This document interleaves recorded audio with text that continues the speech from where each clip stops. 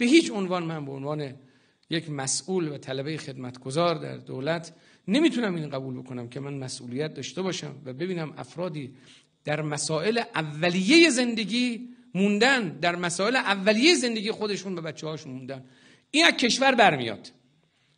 این با امکانات کشور و ظرفیت کشور حل این مسئله حتما امکان پذیره. در همین جلسه از جناب آقای بختیاری از کمیته امداد امام خمینی و هیئت امنای محترم، از بنیاد مستضعفان، از ستاد اجرایی، از مجموعه بخش‌های مختلفی از نهادها، خیریه‌ها و از وزیر محترم رفاه میخوام مسئله ریشه‌کن کردن فقر مطلق به عنوان یک اولویت در کشور مطرح باشه. ما بتونیم در اولین گام مسئله فقر مطلق رو حتما ریشه‌کن کنیم. من از استانداران میخوام، از مسئولین کمیته‌های امداد در سراسر کشور و همه نهادهای انقلاب اسلامی که نسبت به مسئله فقر مطلق به عنوان یک اولویت نگذارید 1401 برسه، بگیم انشالله از اول 401، نه، از همین فردا.